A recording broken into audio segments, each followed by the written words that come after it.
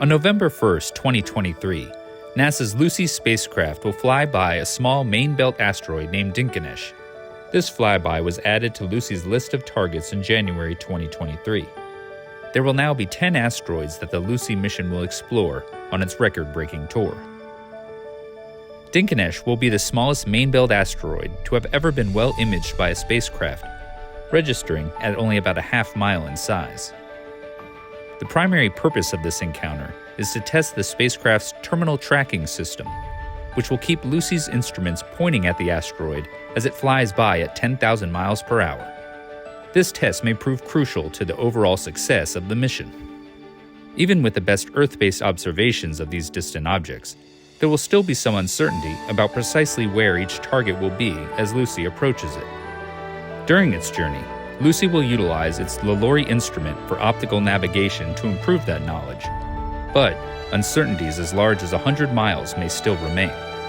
If nothing was done, the science instruments could completely miss the asteroid during the closest approach. It's for this reason that Lucy uses the terminal tracking system to image the Trojan targets in the final hours of an approach, and to autonomously update the spacecraft's onboard knowledge of the location of the asteroid in space. This, in turn, allows the instruments to aim with precision, which will facilitate better imaging and measurement of these small bodies. The Dinkinesh asteroid presents the perfect opportunity to test this system.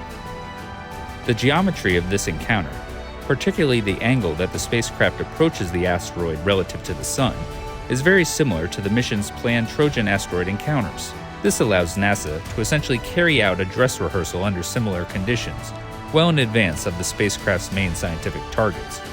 It's also a full year and a half earlier than the already planned Donald Johanson asteroid encounter, which will serve as a more intricate and complex test of the spacecraft systems and instruments.